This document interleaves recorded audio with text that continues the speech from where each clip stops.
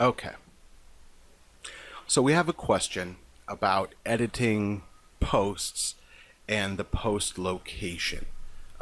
If you move that post file to the desktop and you make edits there and then you move it back, will Mastercam track that? Does anything happen?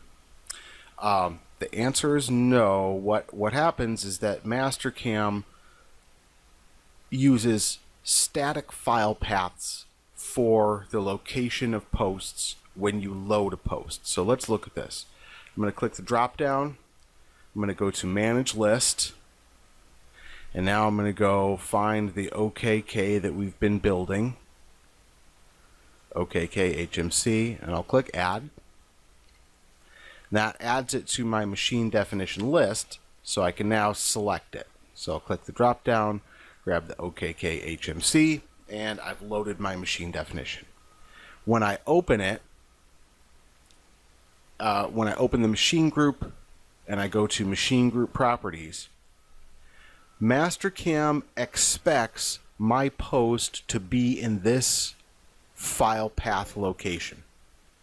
So I can move that file and I can edit it anywhere. I can leave it there and edit it. I can move it to my desktop and edit it. But if I move it somewhere else and I start making edits and I go to post, then Mastercam is going to look in this location. If there's a file there that has that file name, it's going to use that file. Regardless if I've been working on another one or not, it's going to use the one it finds in this location. Now, there is a trick. Let me show you that real quick. So, first off, I've loaded a horizontal machine. I need to program it as a horizontal machine, which means if I go into isometric view, my WCS needs to be top. My tool and construction plane needs to be front for B0. So I am going to go to my planes here, and I'm going to set, first off, I want to make sure that these are turned off. So there are some switches in here. C plane, T plane follows WCS, G view follows WCS, C plane follows G view, T plane follows C plane.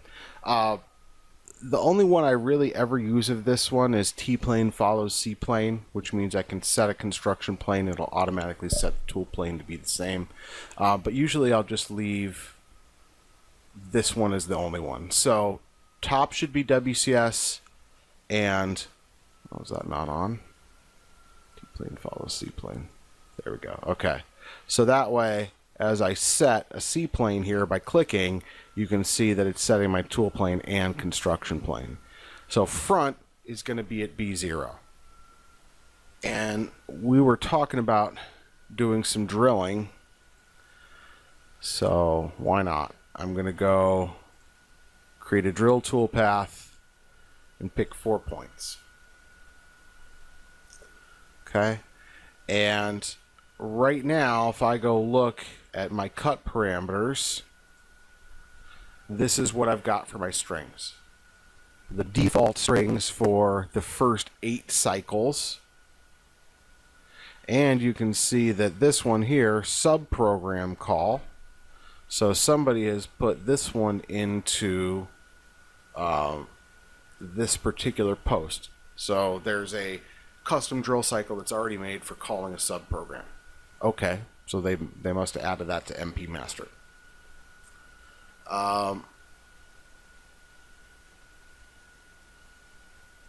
So let's go and say we're going to use G81 just for now. We'll say okay. Now we get some output.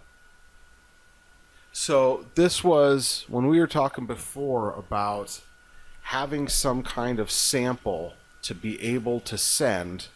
You know, this is the kind of thing I'm looking for. You know, make sure that we've got set up the toolpath for what you really want, and then we can start looking at the output to make sure it is what you want. Now, if I go to post this, so let me save this file. Yes.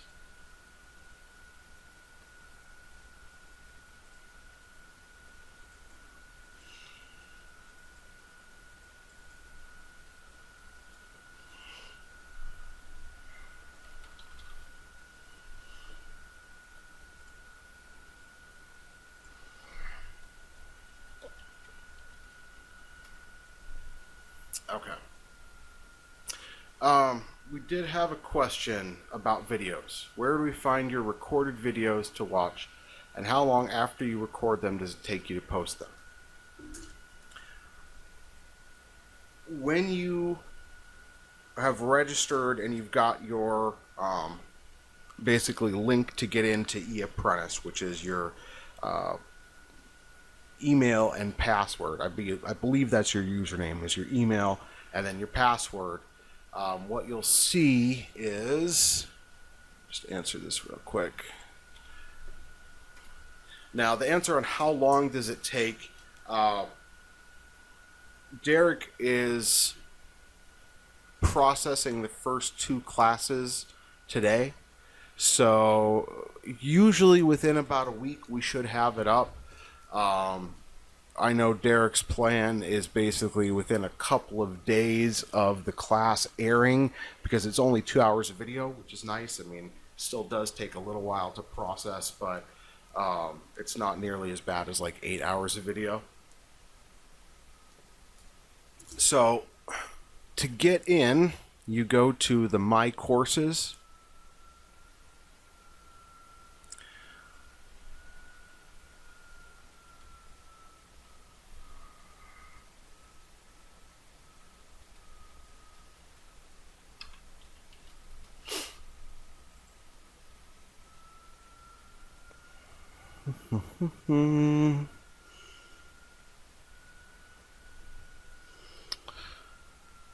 Oh, and courses.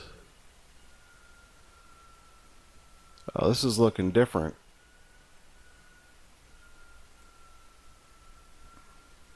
Dashboard. Yeah, this looks different from the last time he was showing it to me.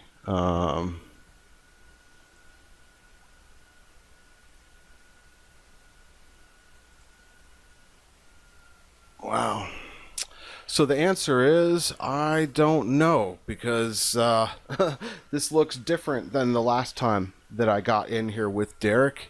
It may be that he's working on the site right now.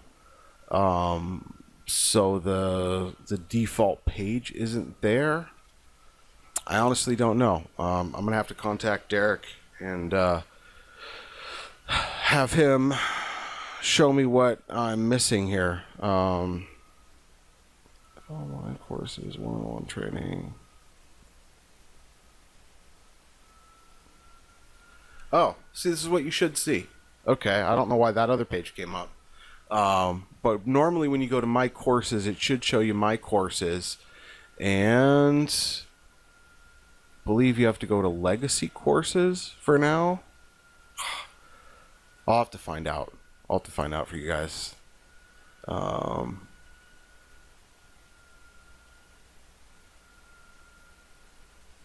Yeah, because this is all the stuff. This is all the old stuff.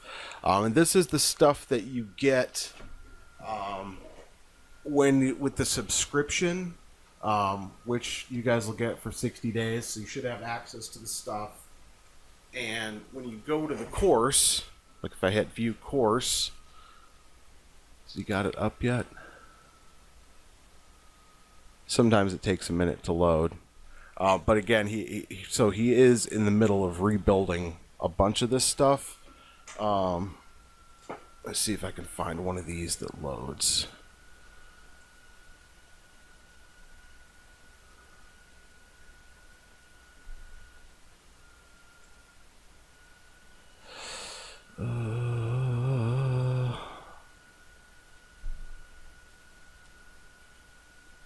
So this, I mean, this is what you'll see when you go to log in for this course, is basically the course description and then just course videos, and you'll be able to play it from there. Sorry, I know. Like I said, he may just be working on it, so it may just all be down right now. Oh, okay. So here's a site, or here's a course where the video is loaded. Course description, topics covered, and then you get down to the course videos, and you hit play, and it goes through and it plays the video. So that's what it'll be. I'll send out an email and let you guys know when the first videos are up. I know Derek is working on that this weekend, so probably by Sunday at the latest we should have that up. And again, I'll send out an email letting you guys know when that's the case. Does that answer your question well enough, Kurt? That some of it is in flux, and as soon as I get the info, I will pass it along to you guys. Okay. For creating an example, again, you want to make sure you've got a machine, a control, and a post that are named. Oh yeah, no problem. You're welcome. And I believe, Kurt, your old classes as well should be under there for any of the other content that you've taken. So yeah, I'll check with Derek and just get the any other info, because he's really been working on upgrading the site and the capabilities of what we should have available. So again, I'll talk with him and see what we can come up with. I am going to right click, edit selected operations, change NC file name, and we'll say that this is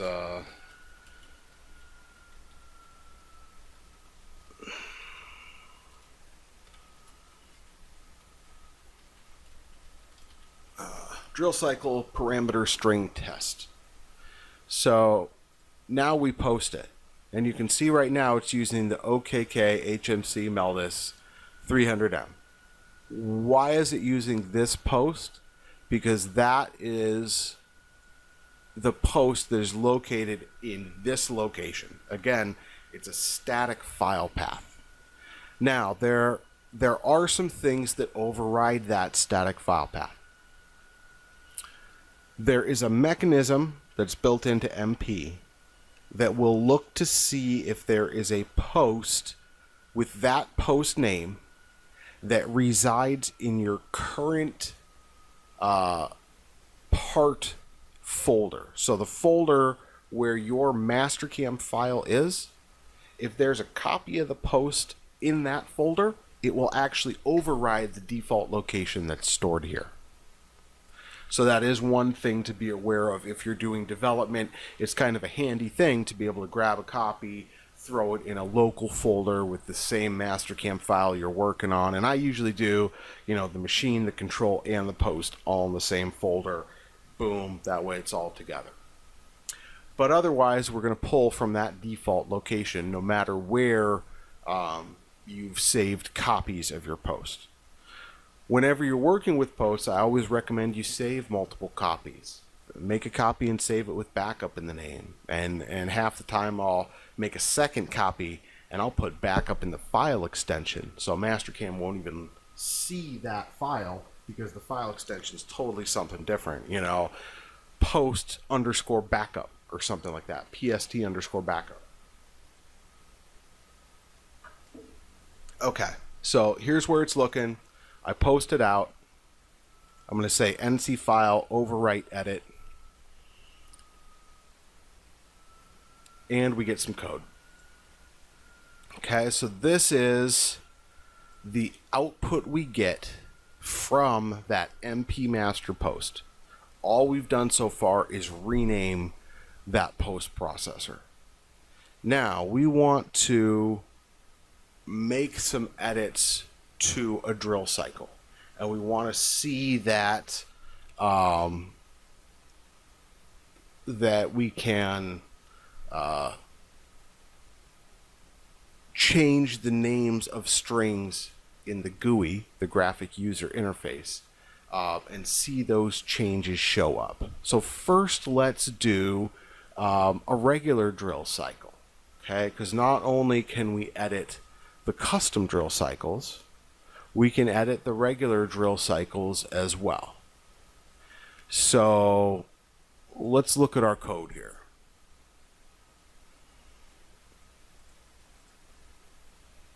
Come on, there we go. Okay, so here's our code.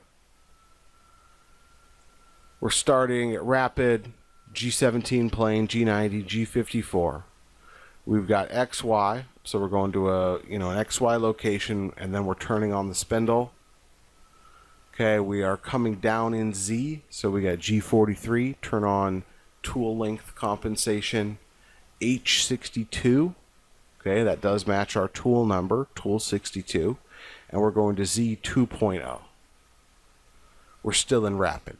Then we rapid down to Z.1. We force out G94, which is inch per minute.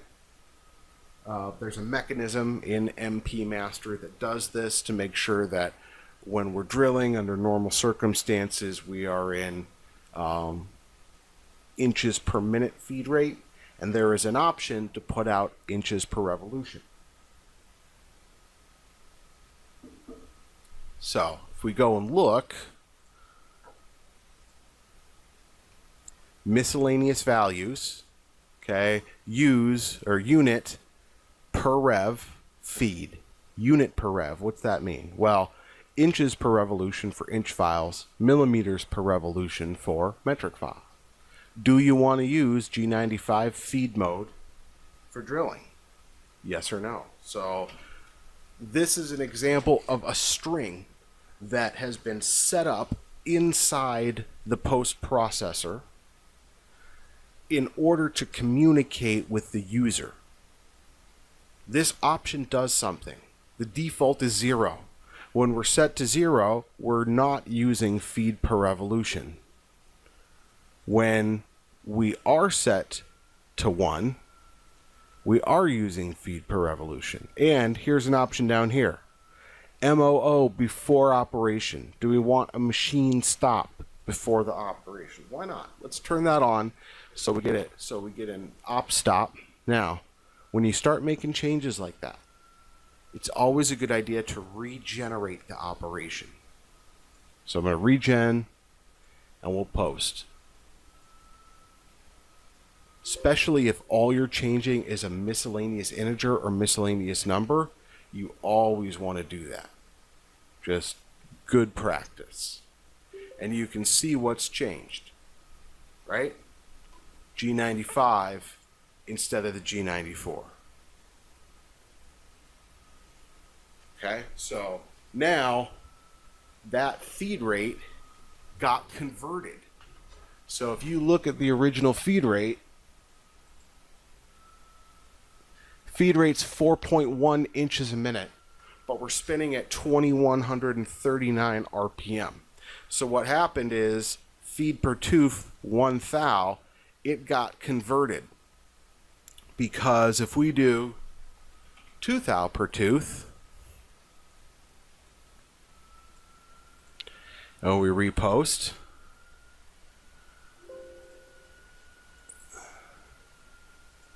you can see it right here.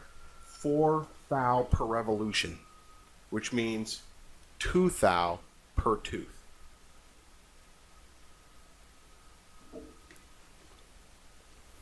Okay? And if we had had another operation after that, in fact, let's add one.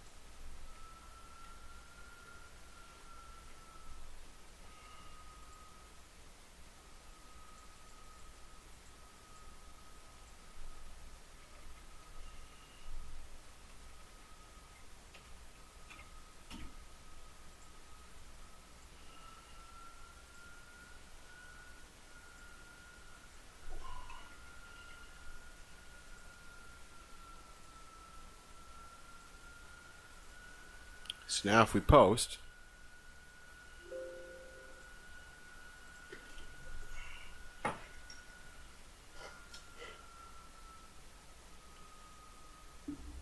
now what we should see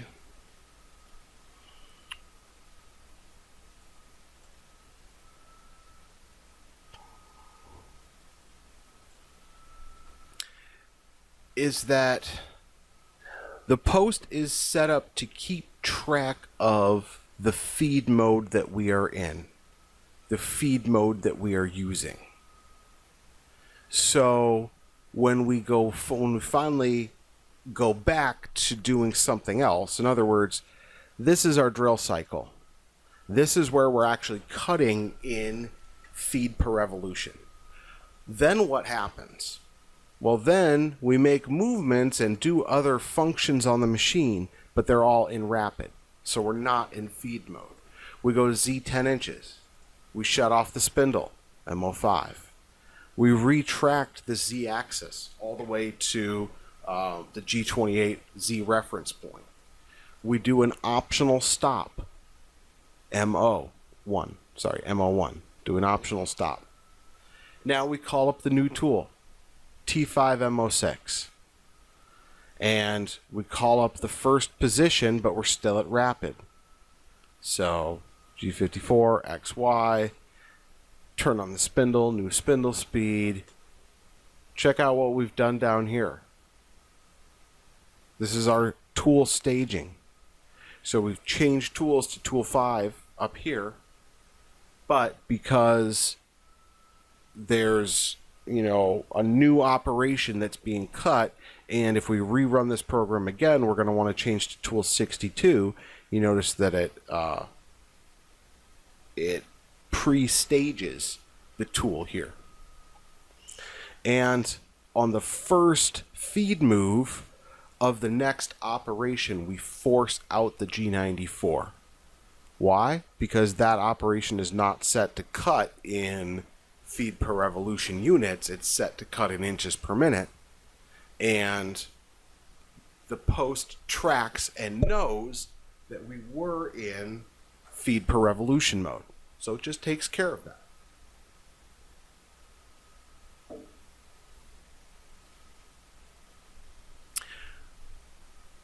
I do want to show some stuff about how to diagnose where that G94 and G95 are coming out from, but I think we're going to wait until the next office hours for something like that, because during next week's classes we are going to go through debugging. So we're going to go through how to use the debugger and some other debugging techniques that don't necessarily involve using the debugging mode, but more involve continually posting out new versions of the same NC file and adding some code to display information that helps you figure out what's going on. So rather than go through that other section, I just want to add something fun, because right now we haven't even written any code yet. We've gone through, we've done our first week, and we've talked about posts a lot, but let's write some code, right? Okay. How many of you guys that are on the session today are familiar with macro programming, macro B? Or maybe probing? How many of, I guess, either have done macro programming or know that they have probing on the machine? Okay, cool. So in this case, on this OKK machine, we've got a situation where we need something. This is the output that we are getting out of the post right now. This is the source, okay? I mean, this is the input, these two operations here. But this is what we're getting out of the post with no post modifications. Now what we want to do is do this. We want to get to the point where we have code that looks like this.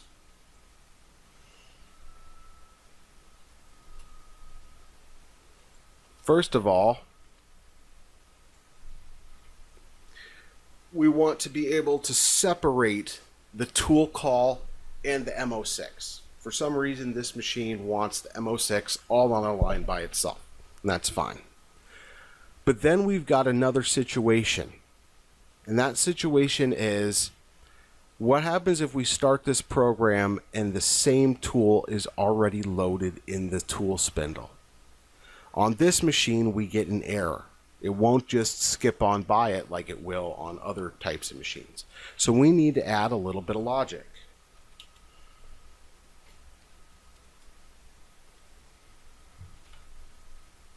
Oh, not $, pound. Pound 4120 on most Fanuc style machine controls will be the current value of the T code that is the tool that's loaded in the spindle. Sometimes, depending on the machine, it can be not necessarily the tool that's in the spindle, but the tool that's been pre-called or pre-staged. So you have to be a little careful about that. But right now, this is what we're going to use. If pound 4120 equals 62,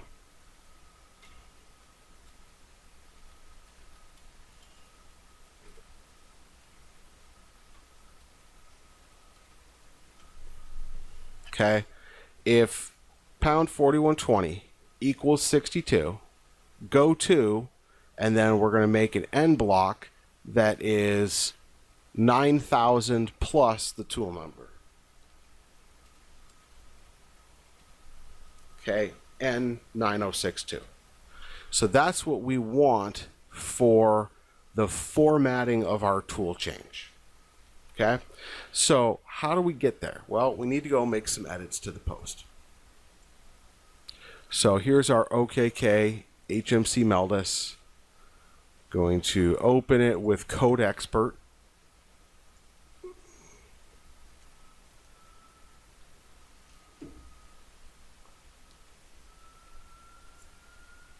Okay. And we need to go find the tool change.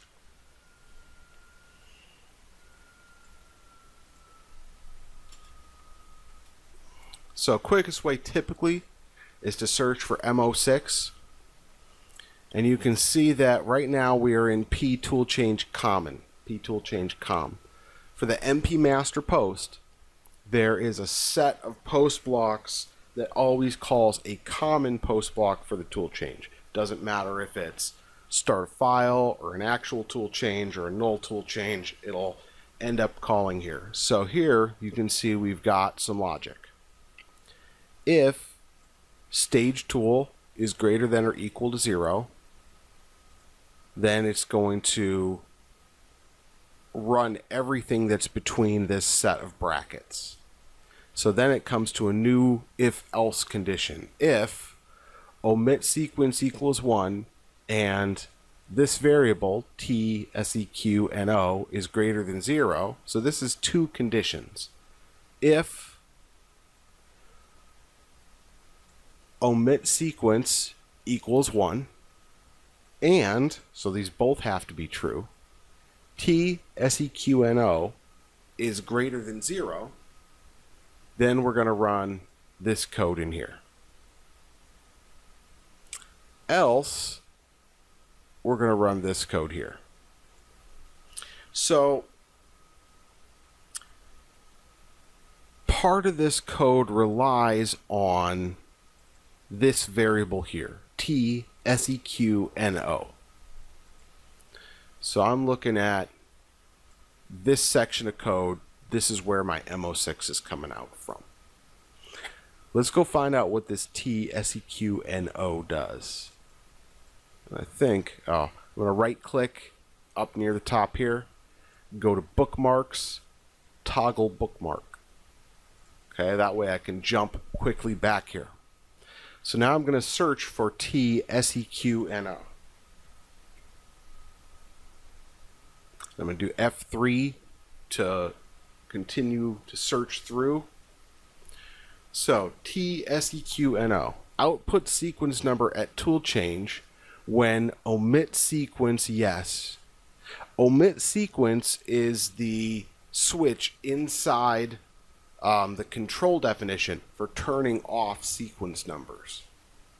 If we look at the code that's coming out, you can see we're not getting sequence numbers, so that is off. And this now gives us the option. Do we completely shut it off, or do we set it so that the sequence number matches the tool change number, or so that the sequence numbers match the actual tool number? So we've got an option here. We're going to set this to 2. So I'll set that to 2, and we're going to repost. The reason we're reposting is we want to see what that one change did before we make any other changes. So here you can see that we've actually got the N number matching the tool number at the tool change. And down here, we've got the same thing. So we'll go ahead and bookmark that as well. And Control-Shift+ jumps to the next bookmark. So we can see here, if omit sequence equals 1 and tool sequence number greater than 0, if T sequence number equals 2, then it says N $ equals T $. And then we output the code right here. So this is where my code's coming out from, without a doubt. So we're going to do this here. This line is my actual output line that's outputting the code. And I can tell that because here it's got the force sequence number, force N $.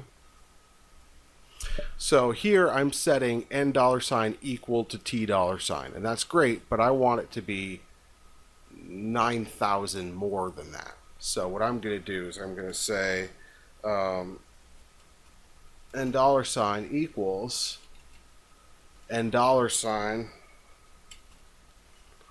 plus 9,000. Okay, I'm going to add 9,000 to it. Then I'm going to change this output just a little bit. We need a new variable, and we need this variable because I don't want to mess up the actual tool variable, and I need some different formatting here. So we're going to go back to where we found the T sequence number. I'm going to add a variable in here.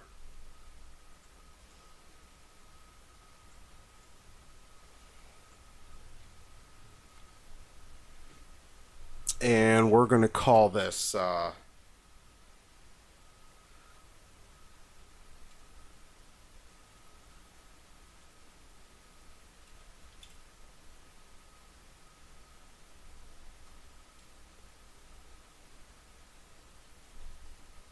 TBLK skip.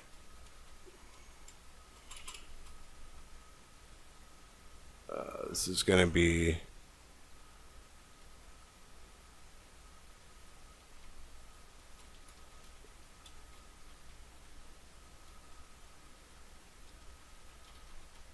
N block skip variable.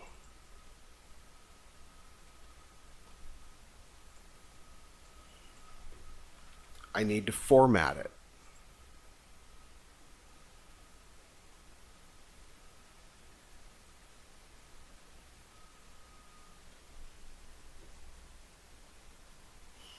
Yeah, so there's a question. You came in halfway through the office hours. Do we have access to this post to follow along?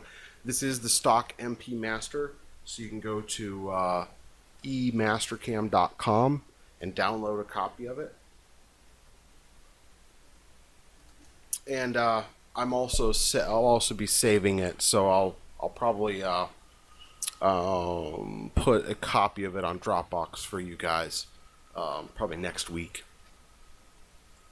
I need to add a new format assignment, and I'm going to get a little tricky with this one because I'm going to include the logic that I want to output as part of my prefix.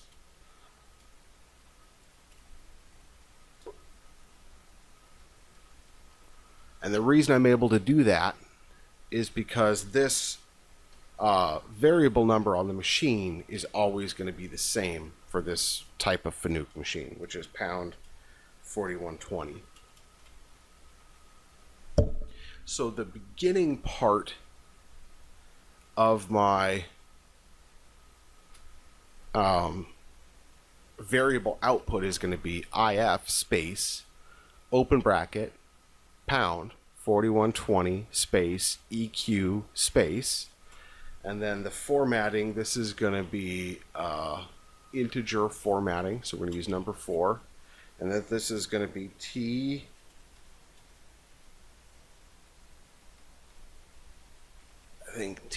underscore BLK underscore skip,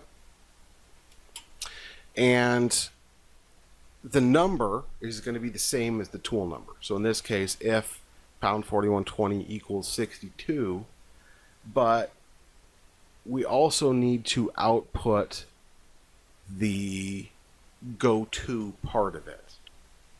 So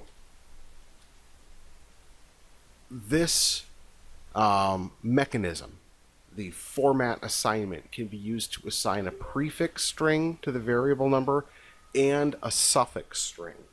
So my suffix is going to look like this. It's going to look like close bracket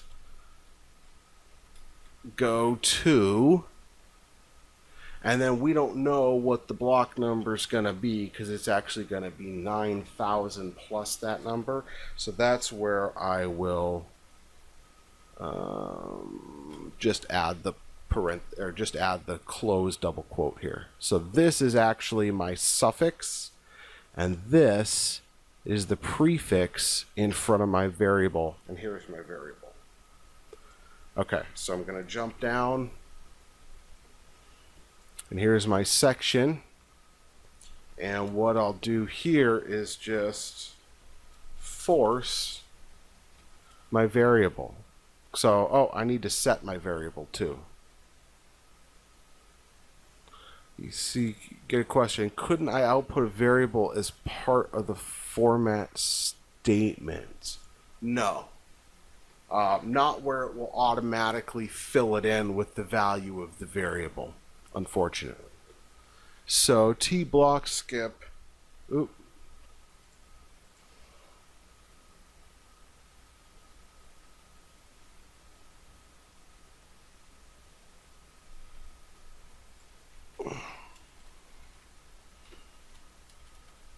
So T block skip equals T $. We're assigning it the value. We've formatted it as a integer output, and then we're going to output the value of the variable, which includes the string in front, the number of the tool, and the go-to. But we still don't know where we're going to yet. So here is where we're going to the N value, but it's formatted with the N, and we don't want the N. So we're going to need a new variable, which is going to be, so this is the T block skip. We're going to need the destination. So let's do this. T block skip. We're going to call this one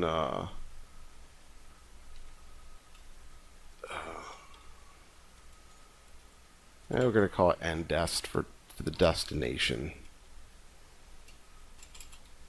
And this is destination block.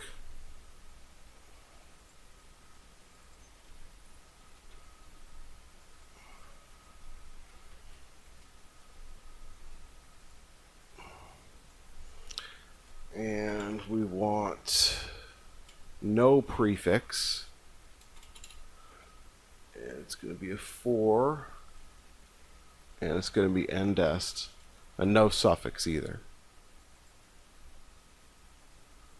So really, there's not much to this one.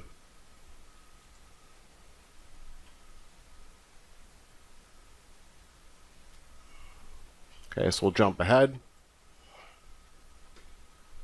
End destination equals $, because basically we've taken $, and made it equal to the tool number.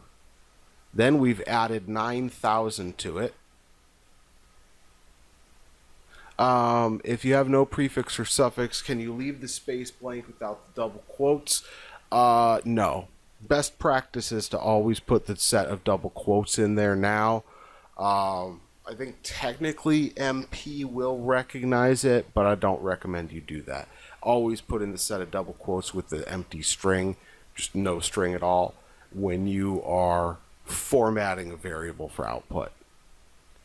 So here we've added 9,000 to that number, and then we've set our other variable end destination equal to $. And the reason we couldn't just use $, again, is that it's going to put $, is going to put the n there, and we don't want that. We just want the number. So we want to force n destination, and then we do end of line, $. So these two variables right here is going to output our entire if check and the destination that we're going to jump to. So all we really need to do now is this. We're going to move, and we should probably put on block delete just in case we've got block delete enabled. So block delete, we've got, we want the M06 all on a line by itself with the $, and then we want our destination, and this is going to be our forced n number and $. That's looking pretty good. So basically, we're going to output the if line, then we're going to output the tool and the tool description as a comment, then we're going to output the M06, then we're going to output the end block as the destination. And in fact, let's do this. Just because it's just even that much cleaner. We're going to output the tool number, the M06, and then the end block with the tool comment. So what did this little bit of code get us?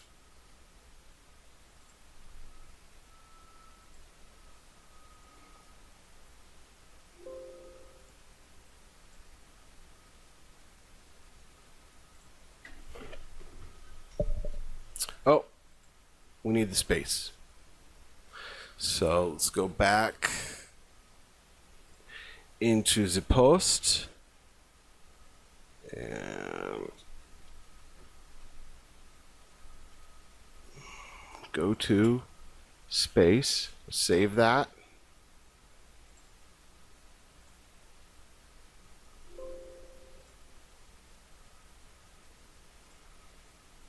Okay, and so this is what we've got out.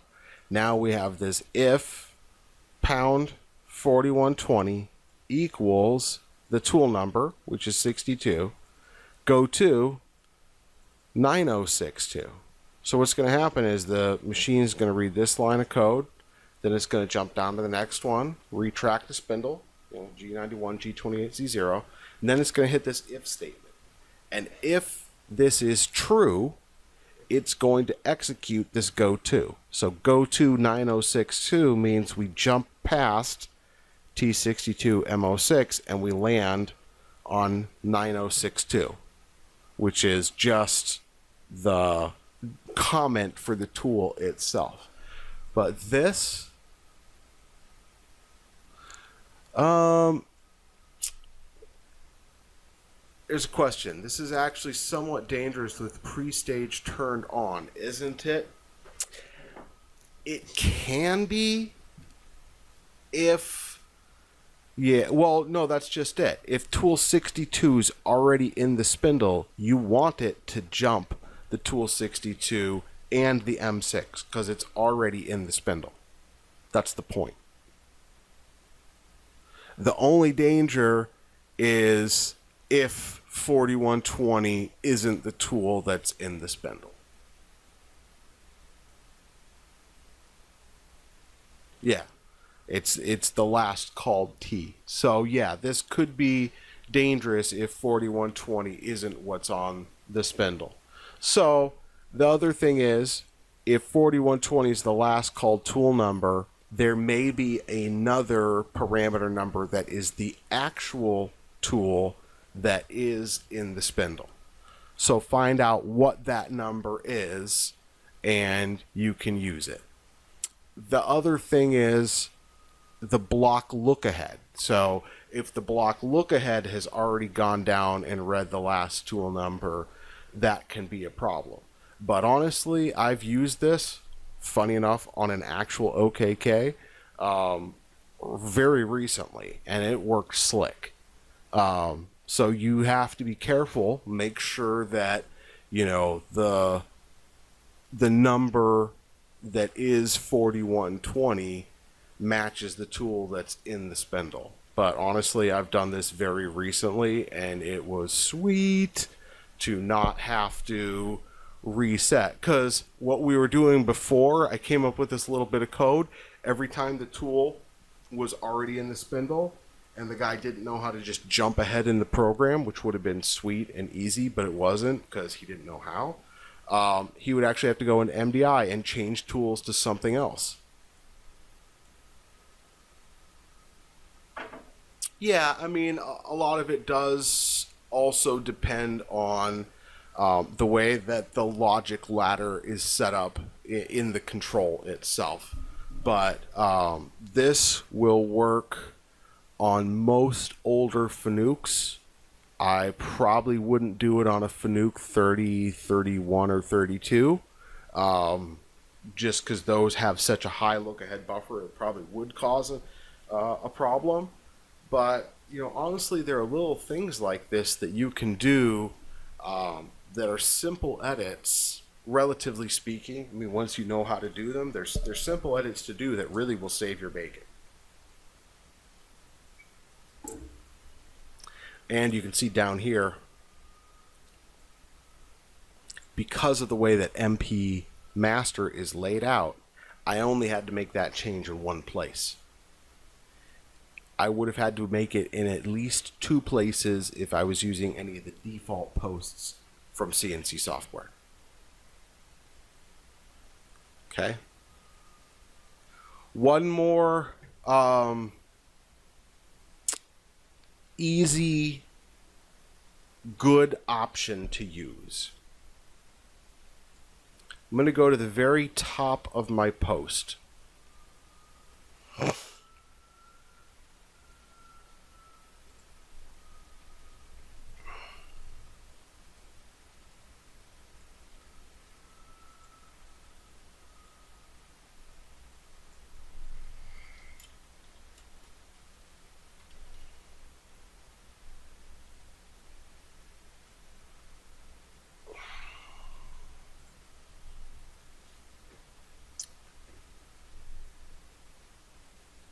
In the MP language,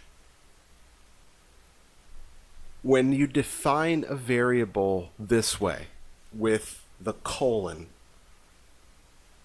that is an initialization, which tells it to set the variable up in memory, so reserve a space in memory to hold the value of the variable, and give it a starting value.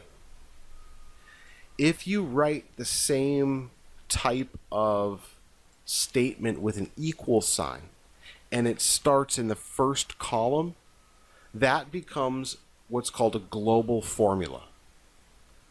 Global formulas can be dangerous in some cases, and they can be troublesome because they get evaluated by MPDLL just prior to output. So you can be going through debugging and you can check the value of a variable right before it's about to be output and say it's 10. And then you hit single block or single step, it outputs, and now its value is 50. And you're sitting there scratching your head going, how did it change when there's no logic to change it? Because you can't see the global formula being evaluated during debugging. That's why. So, global formulas. TL, NG, NO, tool length offset number entered in Mastercam. Okay? Tool length number equals $T $.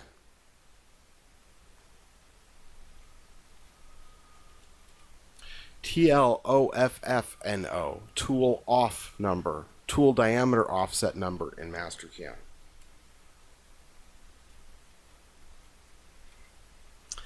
I don't know how many of you ever dealt with the bug in X7 where you would select a new tool and it would show you in the operation the new tool number and the new H and D numbers, but when you went to post it out, it actually didn't change the H and D numbers. It left them whatever, the prior H and D numbers were. But I got bit by it to the tune of about $5,500 of material that I scrapped. That was customer provided, so that was fun trying to explain that one. Because I had changed tools from tool 11 to tool 13, but I got T13 and I got H11. Okay, this would have saved my bacon, these two little lines of code, because as a global formula it gets evaluated just prior to output, and if they're not equal to the tool number, they will be when they're written to the NC file. So TLNGNO equals $T $, TLOFFNO equals $T $. Now on my particular OKK that I'm running at the moment, we actually want this.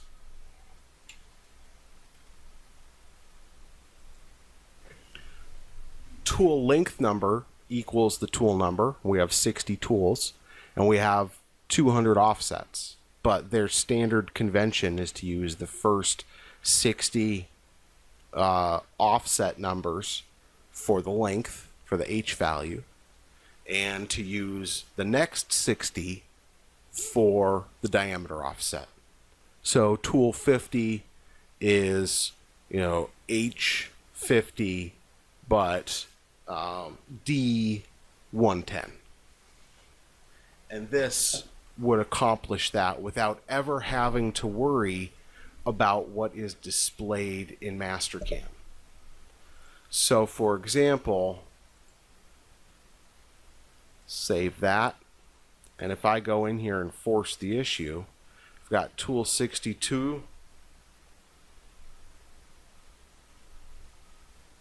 make it length offset 19, and because Mastercam will do what you tell it to do. If you want to be silly about it, it will, pick up whatever you tell it to do.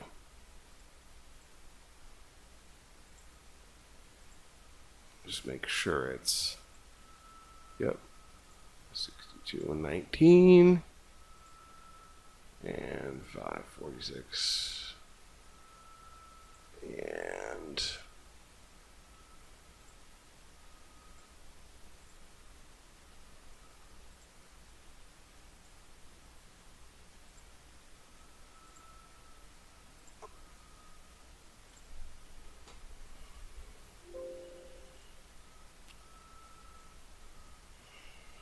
Okay, so I've got tool 62 and I've got H62. Even though I tried to scrap my part by telling it H19, my post was smarter than I was. It said, you know what?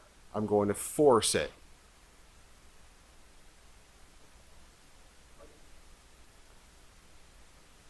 That's correct, Kate. So would this make it so that no matter what you have in Mastercam for the length and diameter offsets, it would always output just the tool number, so you would lose the ability to set up a unique offset for just that one tool path, correct? Yes, I would. Unless I were to do something else like set up some additional logic that said, hey, if miscellaneous integer number 8 is set to 1, then go read that offset value from the parameter, not from the predefined variable, so that we could actually pull that value in and force it to come out. Yeah, or you could add a warning. Instead of changing the number, you just add a warning. Hey, you know, we've detected that tool 62 is using offset 19. Is that correct? Yes or no? Okay, so there are multiple ways. You know, there's always a way to come up with a system in the post to, you know, warn you or to output the value that you know you want. Okay, so yeah, you know, good point. You do lose that ability to have offsets that don't match the tool number. Okay, and in some cases that may be exactly what you want. You don't even want to worry about it. You know, the other one that comes up a lot is Makino, and you might want to have tool length number equals 1 and diameter offset equals 2. Or I've seen it with tool length equals 99 and diameter offset equals 2. So here,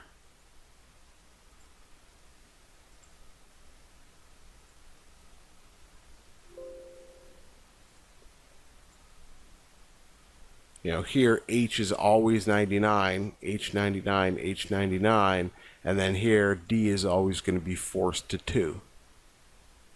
But that's the beauty of it, right? Is that we can do whatever we want. We can make it always force out a certain value if that's what we need, or we can have it warn us if we want to be able to, to make unique offset changes. We can make it safer, because even though it warns us, we could still allow that to be true. You know, you post out your file and you say, oh, well, in this case, you know, I'm using tool 20, but it's got offset number, 114. That's because that's a special offset. We have to use it. You know, whatever the reason, at least we can have control. You know, we can have control of what we want those numbers to be, and if they're not right, we can at least alert ourselves of that.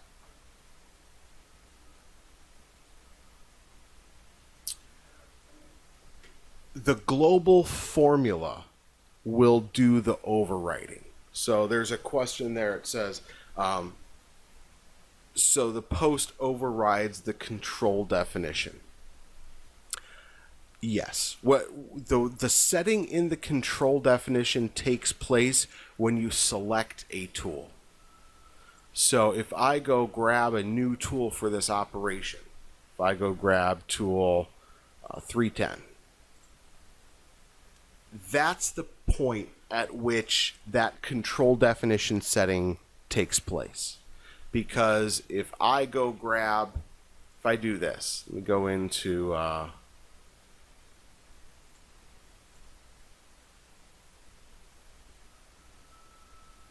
control definition tools.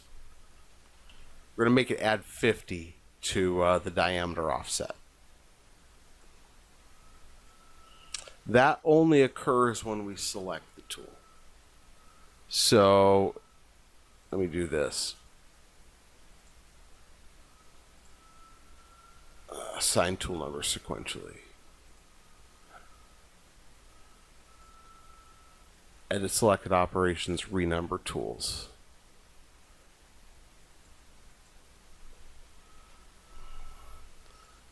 So, ran it through there. Oh, we didn't get all of them. Renumber tools. Starting tool number 1. 150 for the diameter. Okay, so we got tool 1, tool 2, and tool 2 uses diameter offset 52. If I go grab a different tool, you notice it's all set to be the same here. If I go grab a new tool from the library, oh, you know what it is? I haven't reloaded my control definition. I actually have to go in here. I have to do a replace. So it reloads that. Save it.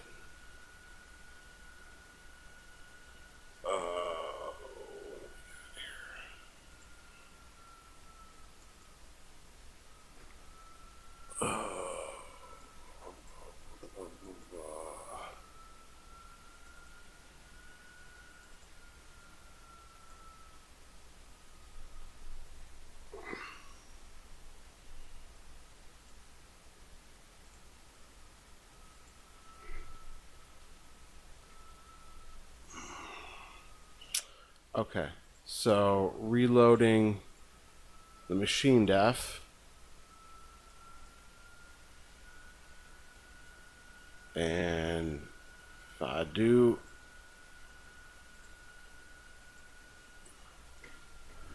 a new toolpath, I've got my tools. If I go and I select a new tool, it makes it tool 5, diameter offset 55. But that setting only takes place here in the dialog. Once I've loaded the tool into the dialog, I can make changes and the control definition no longer takes that into account. Okay? The control definition only makes that setting choice for me the ability to add values or to force it to match the tool number when I do the tool selection. It doesn't take into account that setting during the posting process at all. So be aware of that. I mean, that's one of the kind of gotcha things about it. Okay? After you've selected the tool, you are free to make changes in the parameter interface here, which don't necessarily match with the setting in the control definition. So be aware of that.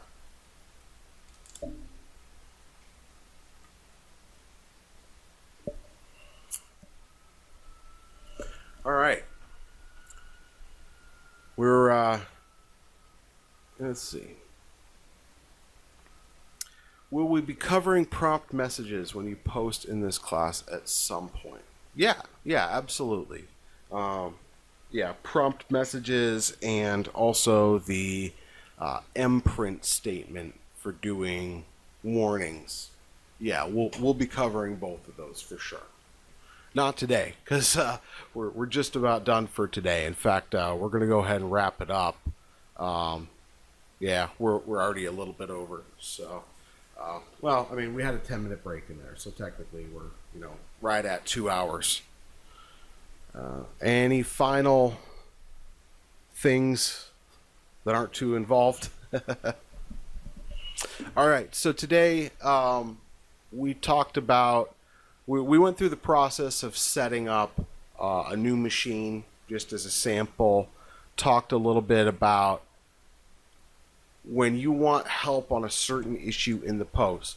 I need you guys to set up a machine, a control, and a post processor, get a sample file. Let's see.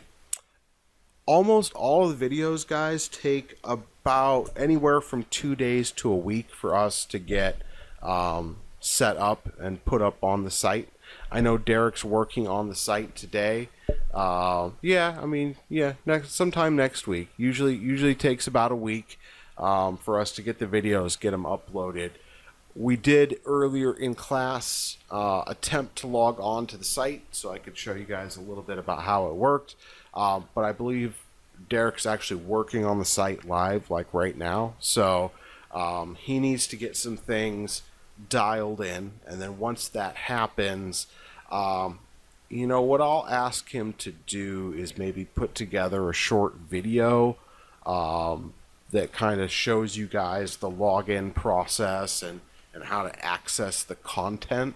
Because I know everybody, you know, we got 20 students in class, everybody's going to have the same question. How do I do this? How do I get the content? You know, all that stuff. And we want to get it to you. So, you know, as soon as I know more info from Derek, I will send out a group email to everybody in the class. And really about two subjects. Number one, when is stuff going to be available? Number two, how do I access that stuff, right? Like, how do I get in there and view the videos? So, Tuesday, will we be going over variables? Yeah. Yep. We're going to start going over variables and debugging. So those are the next two subjects we're going to cover. We'll probably cover debugging first. Okay. Yeah, that'll be great. Yeah, and you know, if you guys have other questions too, put it in an email. Shoot me an email, and I'll either work it into the lesson or we'll save it for office hours.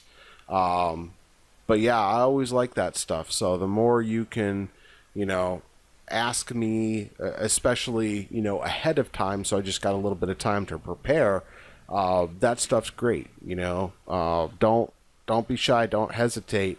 Ask the question in an email, and like I said, I'll either try to work it in right away to the lesson, or we'll do it in office hours, or you know, we'll find a good time to answer it, because really, that's what this class is about. You know, I want to answer as many questions as I possibly can for you. So, all right, it's getting to be almost 6 o'clock where I'm at. I'm getting hungry, so I think we're gonna wrap it up. Once again, make sure you guys create a nice sample file that's got all the information in it. You know, machine def, control def, post already set. Make sure you've got geometry in your file with operations, and let's see what the initial output from the post is, and then take a copy of that output and edit it and show me what you want so that we can figure out how to get there.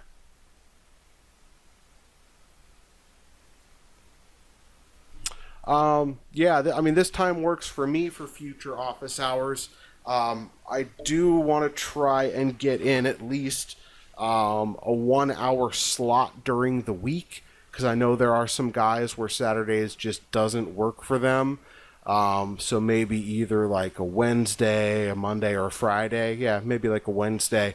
We'll try and get in an hour, maybe two. And then try to have, you know, an hour or two on Saturday as well. So, yeah. So let's think about that. And all right, yeah. Let's try for Wednesday this next week. We'll get office hours in there, and probably try to do a Saturday session as well, just to you know, provide a little balance and accessibility. You know, I want to make sure that you guys get your money's worth.